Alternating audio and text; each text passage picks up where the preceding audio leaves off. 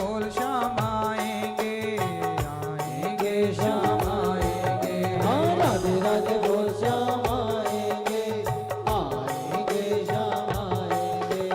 वृंदावन कहाँ दूर है, बरसाना कहाँ दूर है, सब तेरी नजर का कसूर है। राधे राधे बोल श्याम आएंगे, आएंगे श्याम आएंगे। हाँ राधे राधे बोल श्याम आएंगे, आएंगे श्याम आएंगे। राधे बोल श्याम आएंगे, आएंगे श्याम आएंगे। राधे राधे राधे राधे जय हो। राधे राधे बोल श्याम आएंगे, आएंगे श्याम आएंगे। राधे राधे बोल श्याम आएंगे, आएंगे श्याम आएंगे। हाँ राधे राधे बोल श्याम आएंगे, आएंगे श्याम आएंगे। हाँ राधे राधे बोल श्याम आएंगे, आएंगे श्याम आएंगे। जना टीवी पर, श्रद्धा टीवी पर कथा का रसपा। राधे राधे। कैसे हैं आप लोग? सब लोग बैठ जाइए आनंद से। सब लोग जहां हैं आप सब वहीं बैठिए। कि गंगा में आज डुबकी लगाइए और भगवान की कथा सुन करके, भगवान का दर्शन चिंतन करके इस वर्ष को हम सब विदा करते हैं और नए वर्ष में हम प्रवेश करते हैं। तो कामनाएं, कैलेंडर बदल रहा है। कैलेंडर जब बदलता है तो आप कंफ्यूज होते हैं कि तिथियां, एकादशी कब है, कौन सी तिथि कब है। इसलिए आप सीता मां को चुराने का पहले एक विचार ही तो आया कि रावण ने पहले चुराया फिर विचार आया। बताओ पहले क्या आता है? क्या आता है?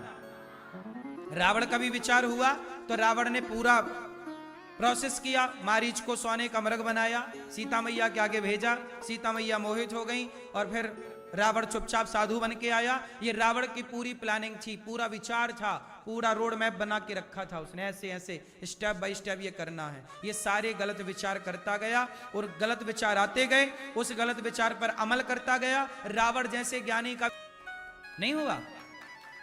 आप ज्ञानी हैं इसका मतलब ये नहीं कि गलत विचार नहीं आ सकते। रावण जैसे ज्ञानी का भी गलत विचार आ सकता है और वो गलत विचार, रावण का सर्वनाश किसने किया? बोलो, विचारों ने। पूरा खेल किसका है? जोर से। विचार, स्वामी विवेकानंद जी के विचारों ने उन्हें महान बना दिया, कृष्ण के विचारों ने उन्हें महान बना दिया और कंस के और दुर्योधन के विचारों ने उसे नीचे गिरा दिया। ओ मेरी मां, फिर तुम खड़ी हो गई। अपने बच्चों को अच्छे विचार दीजिए। तुम्हारे पास अच्छे विचार ना हो तो मेरे पास लाओ, 3 घंटे की कथा अटेंड करो। इन 3 घंटों में मैं आपको अच्छे अच्छे विचारों से भर देता हूं और ये अच्छे विचार आपके भीतर गूंजते रहते हैं और आप अच्छे बनते रहते हैं। इसलिए कहता हूं सत्संग रोज करो। आज की युवा पीढ़ी ने सत्संग करना छोड़ दिया। जब सत्संग करना छोड़ दिया तो अच्छे विचार आने छूट गए। समाज में अच्छे विचार कहां मिल रहे हैं? अच्छी बातें कौन कर रहा है? हर जगह खड़े हो जाओ तुम, चौराहे में, नुक्कड़ में, वहां तुम्हें गलत विचार मिलेंगे। आज समाज में 99% लोग गलत विचारों से भरे हैं और जहां बैठेंगे वहीं निंदा, वहीं चुगली, वहीं छल, वहीं कपट, वहीं गलत बातें, गलत विचार ही भरे पड़े हैं सारी दुनिया में। हाँ या ना? इसलिए कहता हूं अच्छा बनना है तो अच्छे विचारों से सहमत होना पड़ेगा। कृष्ण ने अर्जुन को गीता सुनाई। गीता क्या है? बोलो, गीता क्या है? गीता भी तो एक अच्छे विचारों का संग्रह है। गीता क्या है? बोलो, गीता भी तो अच्छे विचार हैं। ए अर्जुन, तो ऐसा कर देख, कृष्ण क्या दे रहे हैं अर्जुन को? अच्छे थॉट दे रहे हैं, अच्छी विचारधारा दे रहे हैं और उस विचारधारा को अर्जुन ने फॉलो किया, महाभारत जीत गए। हाँ या ना? आप मेरी विचारधारा पर चलोगे तो सुखी रहोगे। आपकी अपनी विचारधारा क्या है मैं उस पर बात नहीं करता। आपकी विचारधारा यदि अच्छी है तो मैं उस अच्छी विचारधारा को प्रणाम करता हूं। नहीं गाय को हम माता, जो गाय को माता मानते हैं, चलो बताओ गंगा मैया को गंगा माता कितने लोग मानते हैं? गंगा मैया, जो गंगा को माता माने, जो गाय को माता माने, वही सनातनी हिंदू है। जो गाय को माता ना माने, जो गंगा को माता ना माने, वो हिंदू। ये विचारधारा बदल गई। ये खेल किसका है? हिंदू मुस्लिम कुछ नहीं होता, विचारधारा होती है। मूल में क्या है बोलो? ये विचार तुम्हें हिंदू बनाएंगे और ये विचार तुम्हें मुसलमान बनाएंगे। ये विचार तुम्हें बड़ा बनाएंगे और ये विचार तुम्हें छोटा बनाएंगे। ये विचार तुम्हें राम बनाएंगे, ये विचार तुम्हें रावण बनाएंगे। इसलिए कहता हूं, गलत विचार आए तुरंत भगवान के मंदिर की तरफ भागो, तुरंत कीर्तन करो, तुरंत भगवान का, नहीं तो गलत विचार तुम्हारे को घेर लेंगे, कोई बचा ना पाएगा। एक बार गलत विचार घुसा, कैकेयी माता के अंदर गलत विचार घुसा दिया मंथरा ने। बोलो हाँ।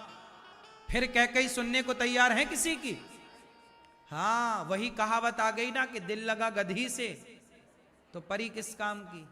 एक बार ये गधी यदि घुस गई तुम्हारे दिमाग में तो परी नाचती रहेगी, कुछ ना होगा। ये विचारधारा। इसलिए अपने बच्चों को हर गलत विचारधारा से बचाओ, वरना तुम कुछ ना कर पाओगी मेरी मां, कुछ ना कर पाओगी। तुम्हारे सामने तुम्हारे बच्चे हाथ से निकल जाएंगे। इसलिए विचारों पर जोर दो। कीमत इंसान की नहीं होती, कीमत विचारों की होती। हाँ या ना? तो आप देख लो कि मुसलमान और हिंदू की विचारधारा में कितना अंतर है। लड़की जब मुसलमान लड़के से ब्याह कर लेती है ना, आजकल हमारी बहनों को प्यार हो जाता है जी, कोई बात नहीं जी, प्यार किया तो डरना क्या, हमने तो प्यार कर लिया, मुस्लिम से कर लिया। अब मुस्लिम ले जाएगा तुम्हें और सबसे पहले तुम्हें गैया का मांस रखेगा, खाओ। तुम नहीं खाओगी तो तुम्हें प्रताड़ित करेगा, बोले तुम पहले अपना धर्म छोड़ो। और वो तब उन्हें मुसलमान मानते हैं जब तक वो गैया का मांस ना खाएं। हिंदू कभी भी मुसलमान बनता है तो उसे हिंदू को पहले गाय का मांस परोसा जाता है। तुम गैया का मांस खाओगे तब उनके हिसाब से तुम मुसलमान कहलाओगे, वरना तुम काफिर ही कहलाओगे। तो माता कहते हैं, कितनी बढ़िया बात है। तुम गाय को जानवर कहते हो, हम गाय को माता कहते हैं। क्यों कहते हैं? क्योंकि गाय का हमने दूध पिया है। हम जिसका दूध पीते हैं, हम जिसको एक गिलास पानी ले लेते हैं जिसके हाथ से, हम उसके भी ऋणी हो जाते हैं। हम तुलसी को भी माता कहते हैं, तुलसी में औषधीय गुण है। हम नदी को भी माता कहते हैं, हम सबके पूर्वजों को पानी पिलाती चली आई है नदी। हम समुद्र को भी देवता कहते हैं और समुद्र को भी प्रणाम करते हैं। हम पीपल को भी प्रणाम करते हैं क्योंकि पीपल ऑक्सीजन देता है। हम बट वृक्ष को प्रणाम करते हैं। आंवला सबसे हेल्दी फल होता है, इसलिए आंवला नवमी को हम आंवला को प्रणाम करते हैं। सांप जहर उगलता है, लेकिन पूरी दुनिया में इकलौता हिंदू है जो सांप को भी नाग पंचमी के दिन दूध पिलाता है। ये देखो, ये विचारधारा है हमारी कि हम किसी सांप कितना जहरीला और खतरनाक होता है, लेकिन हम उस सांप का भी कभी सांप का भी हम बुरा नहीं करते, तो हम इंसान का क्या बुरा करेंगे। हिंदुओं की विचारधारा श्रेष्ठ है। हिंदुओं की बराबरी, हिंदुओं का जूता नहीं बन सकता, कोई औरों की क्या कहें। तुम्हारे भाव पर झूठ भी तो मत बोलो। हम कब तुम्हें फोर्स करते हैं कि तुम मंदिर ही जाओ? मंदिर में पॉजिटिविटी ज्यादा है, इसलिए बोला जाता है कि जाओ। जैसे इत्र की दुकान में, आपके घर में कितना भी इत्र हो, इतनी खुशबू आपके घर में ना होगी जितनी खुशबू इत्र की दुकान में होगी। बोलो हाँ। आपके घर में इत्र कितनी सी सीसी होगी, पर इत्र की दुकान में नाना प्रकार के। अच्छा, इत्र की दुकान में आप जाओगे, खरीदो मत, लेकिन खुशबू मिलती है कि नहीं? फ्री में, फोकट में। बात सही है कि गलत है? हाँ या ना? इत्र की दुकान में ना खरीदने पर भी क्या मिलती है? खुशबू, फ्री में।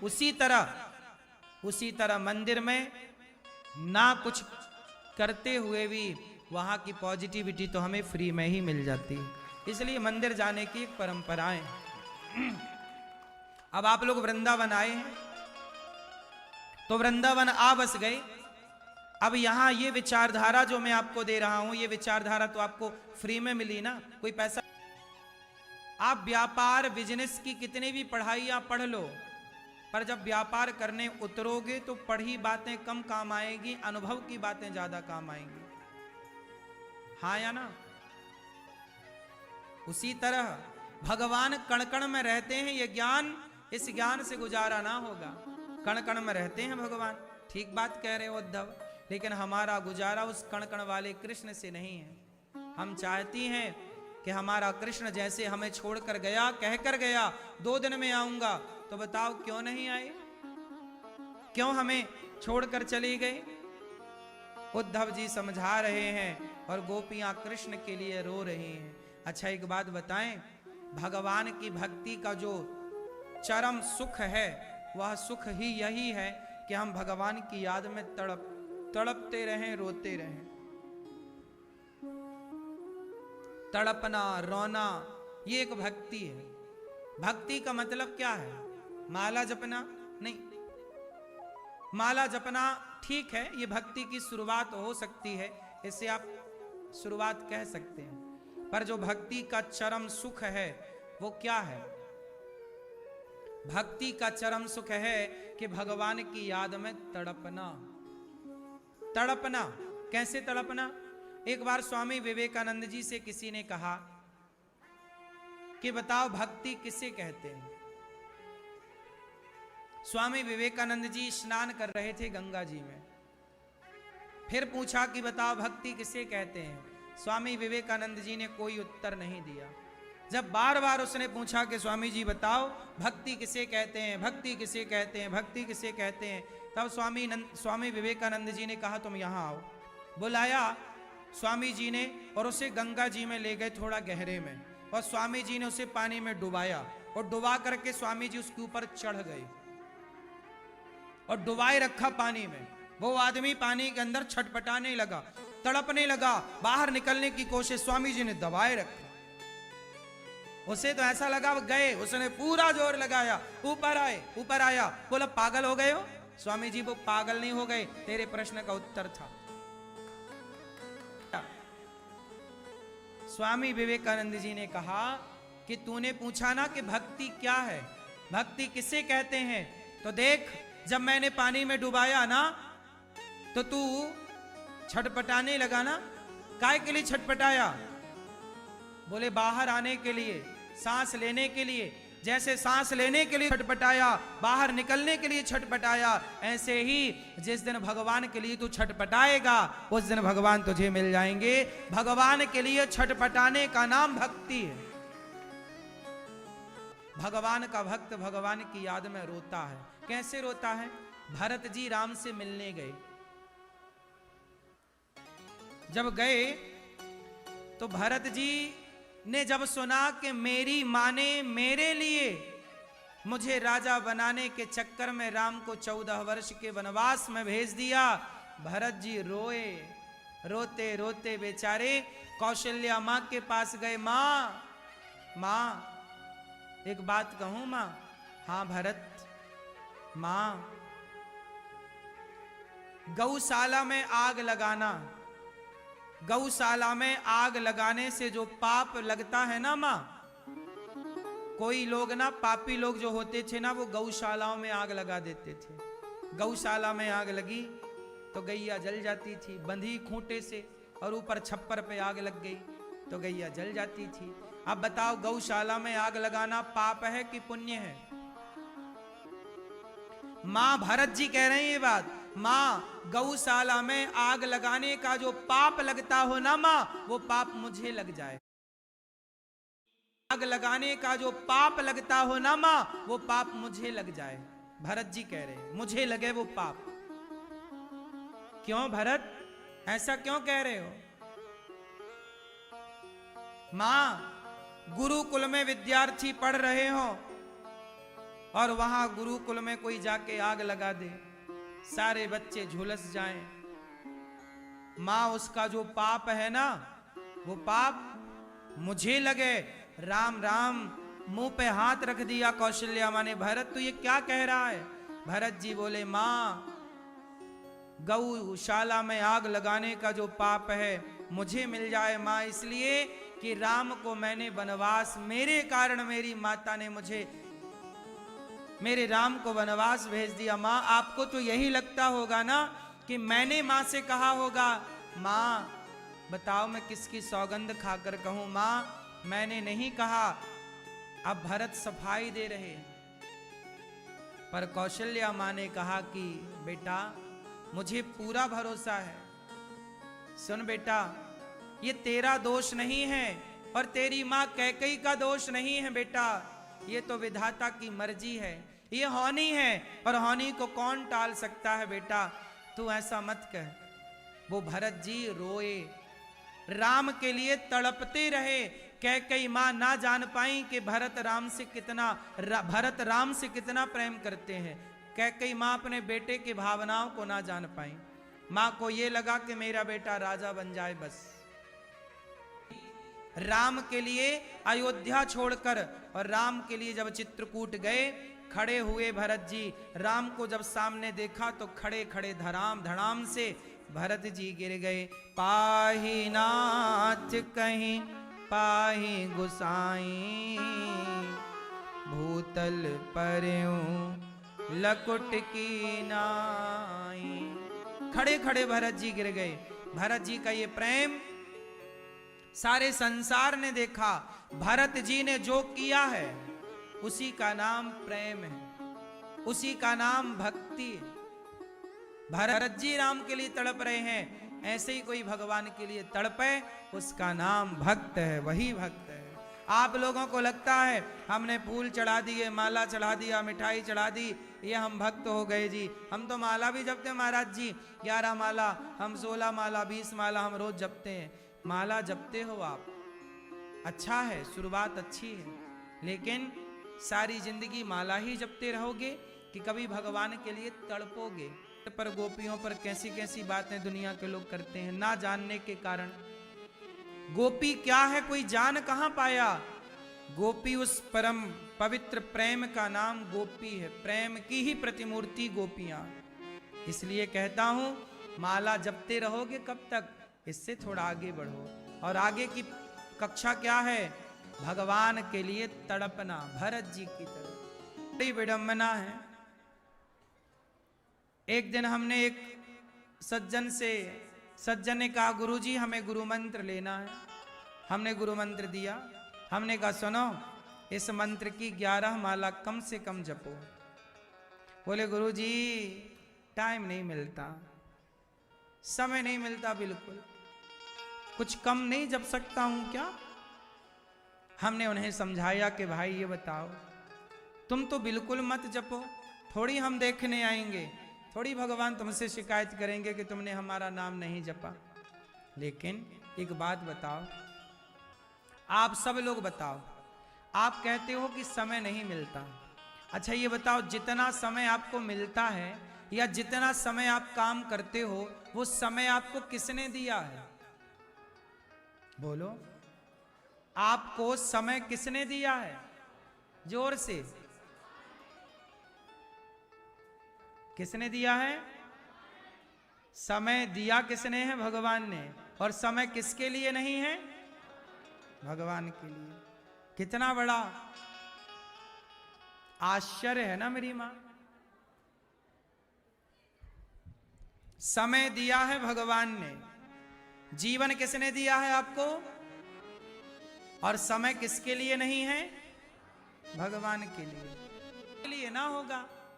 आपका माना कि 25 साल की उम्र में विवाह हुआ, माना उदाहरण, और आप जब भगवान करे आप सदा सुहागन रहो, यही ईश्वर से प्रार्थना है। लेकिन कुछ स्त्रियों के पति चले जाते हैं। 25 साल की उम्र में या 20 साल में विवाह हुआ, और 20 साल में विवाह हुआ और 70 साल की उम्र में या 60 साल की उम्र में पति चले गए। तो बताओ 40 साल के लिए तो साथ रहा, यदि 60 में चले गए और 20 में हुआ था तो क्यों? तब पति कितने साल के लिए थे?